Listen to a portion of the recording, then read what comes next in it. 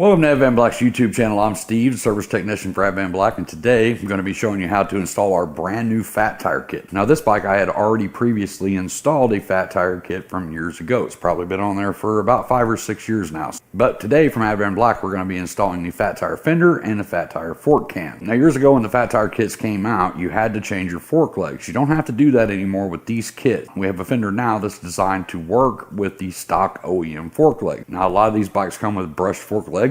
So if you're doing chrome or black, this is a good time to do it. But with the new fender style, you don't have to do it. You only have to have the shaved fork cans and the fat fender, and of course, your fat tire and wheel. Now at Advanblack, we're not offering the 1855 wheel. You will have to source your own 1855 wheel and tire to make this work. Now since this bike is a 2015, we had the Enforcer replica 1855 on the front and a Metzler ME888 tire. Today I'm going to get this bike in the air and show you everything that you need to do to get this kit installed. So let's get back here to the table, check out the fender, check out the fork cams. So here we have the fat tire fender, and it is color matched from Advanblack. This is the Amber Whiskey, and then of course our CNC cut fork cans. You have to change the fork cans because it has to have this slot in the back here. And it's going to ride just like this when we get it on the bike, so you can get the fender installed and not hit the cans. If you have normal fork cans on there, it won't work. Now our kit's the 1855. If you want to go anything bigger than that, you do have to rake your bike. But from Advanblack for right now, all we have is the 18-inch fender. So we don't have to worry about that. Now it's a pretty easy install, so let's get the camera over here and I'll show you everything you need to do. So the hardest thing about this entire job, and it's not really that hard, it's just a little bit time consuming. It's definitely something you can do at home with a few simple tools.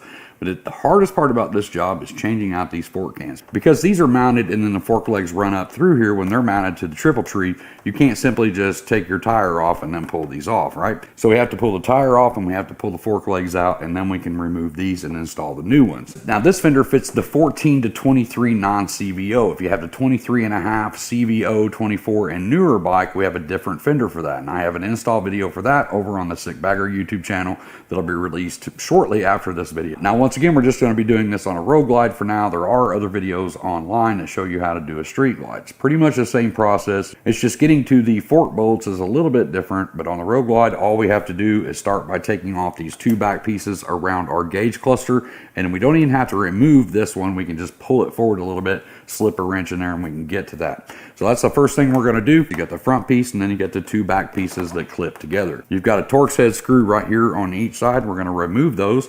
And then this back piece down here, we've got bolts on both sides. We got 2 bolts on each side. Now the bottom 2 bolts hold the fairing skirt on. So we're going to remove those first, pull the fairing skirt out, and then remove the top pieces. And then these 2 pieces back here will come off the bike. These 2 screws at the top are going to be a Torx 30. So we're going to go ahead and loosen those up and get those out. It's hard to get that Torx bit in there, so sometimes you have to turn your handlebars. So if you're on a lift table like this, you'll have to back it off to get to those 2 bolts. You got 1 on each side. But the good thing is once you get it broke loose, you can pretty much always turn these out by hand. Now this bike does have a fairing lowering kit on it too, so it may look a little bit different than yours. You're going to be able to get to these bolts here a lot better than I do if you don't have that fairing lowering block on there. Now once you pull those 2 bolts out, you can simply slide your fairing skirt out just like that. Now you've got your little ignition ring cover down here at the bottom. Right here between your dash and that piece, you'll see a little square cut out in there. Take a little pick or a little flathead screwdriver. We're going to push in on the tab and then pull this off. Just like that. Now from there, this piece is loose from the back, so we can actually turn our ignition, kind of pull this away a little bit. You don't have to take it off. This piece in the back just pops apart. And you can see right there the 2 tabs that lock into the 2 pieces. We're going to fandangle those out of there. You have your 2 brake caliper bolts right here. We need to release our brake calipers. These are 12-point sockets. Get down there and look at that bolt. It's not a normal bolt. You're going to need a 12-point socket just like that. It's going to be 10 millimeter. We're going to remove those 2 bolts. Now if you have ABS, you'll have an ABS sensor that goes here. It's a flat plate that holds the wire to the spacer, which is your ABS sensor, the spacer on this side. So if you don't, you just take these 2 bolts off. If you do, that wire is going to stay connected to that spacer until we pull that wheel off.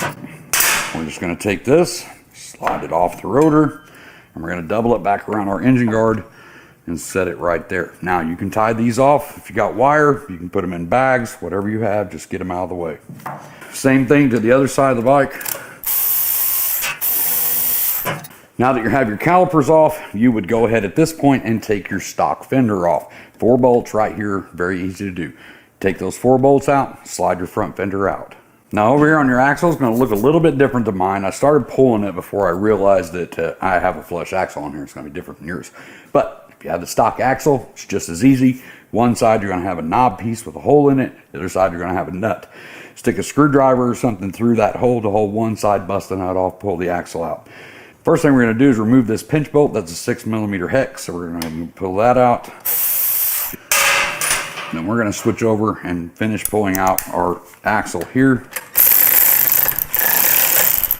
Before you pull your axle, look at your spacers. These are aftermarket spacers. Of course, they're probably a little different than your stock ones. You're going to have a silver or brushed aluminum spacer in here. It's going to have 2 black lines on it. Pay attention to where those black lines are, if they're closer to the fork or if they're closer to the wheel. They have to go back in that order. You'll hear that spacer probably drop on the other side when I shake this wheel. So I'm going to get over here, kind of push the wheel in, get those spacers out, and then we can pull the wheel completely out. Now it's going to be a little bit difficult when I start doing this, so I'm going to show you first. You got 2 pinch bolts right down here at the bottom, and then you got 1 up here at the top, and that's why we had to take that cover off, so we can pull that back and get a wrench on that, right? Release the top one, release the middle one, and then when you release that third one, make sure you have a hold of the fork so it doesn't slide out and hit the floor. Those pinch bolts are going to be a 1/4 inch hex. So we're going to get up here, release this top one, release the middle one. Okay, make sure you got a hold of the fork for that last one and slide the fork out. So now that we have the fork legs off, we can loosen those, take those screws out, and then we can drop this fork can off.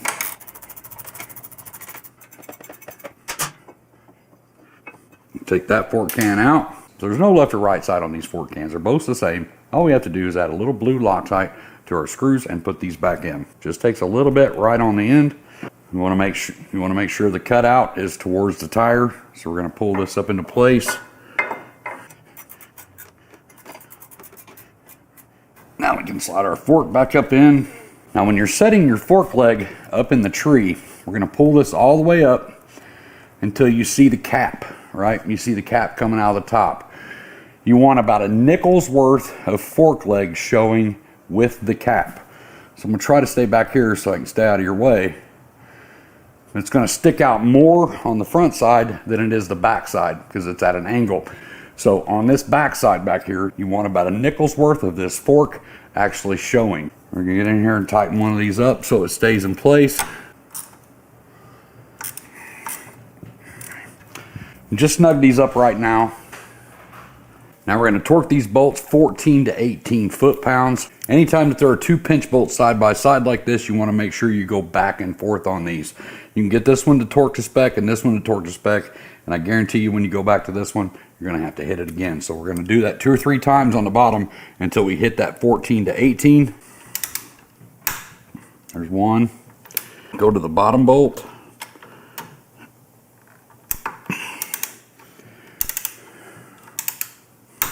There's the bottom bolt. Now we're going to re-hit that top bolt. You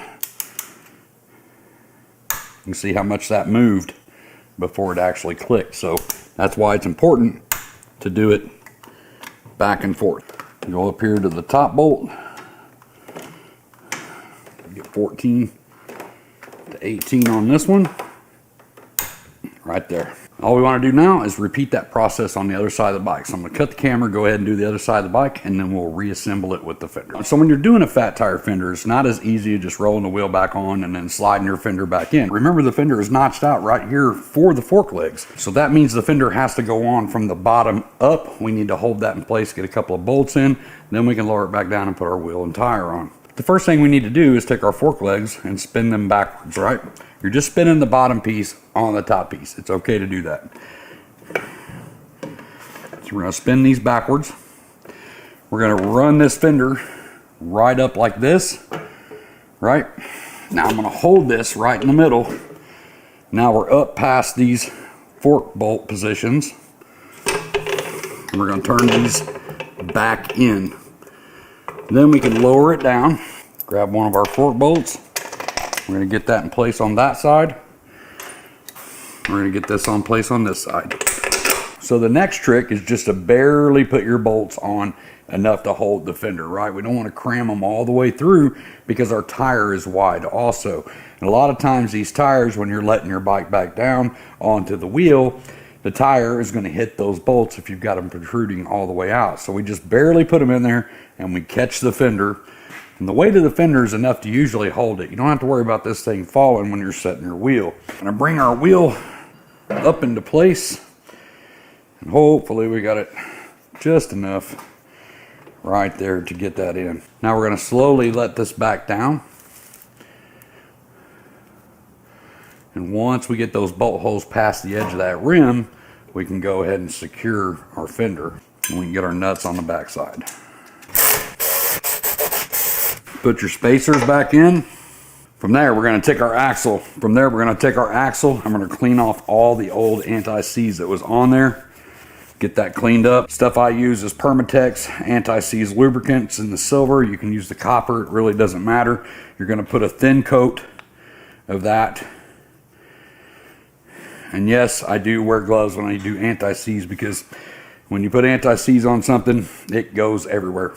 So we're going to put a little on here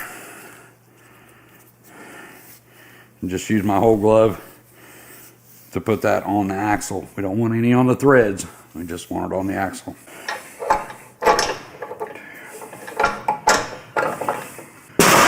Get our axle going through here.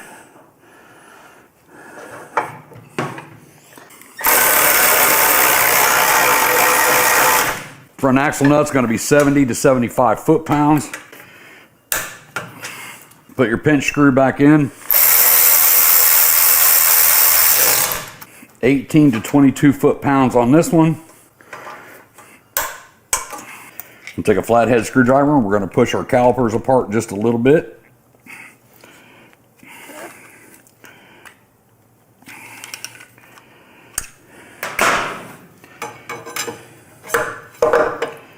Get those up in place.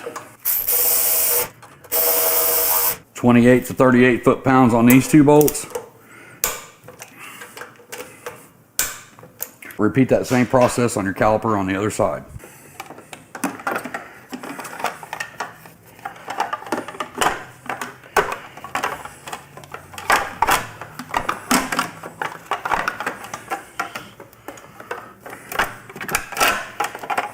We're going to get our top two bolts up here on the sides of our back pieces. We're just going to go ahead and get those started, just leave them loose. Now we can snap these two pieces together back here, our cover back on. Get our top two screws back on. Now once you get this squared away up here and get your screws back in the side, you're going to come down here, you're going to add your fender skirt back on. Two bolts, one on each side. That goes over those two pieces that come from the top, right? So that goes on last, two bolts go in. After that, you're going to come back up here and slip your ignition cover back in and you're done.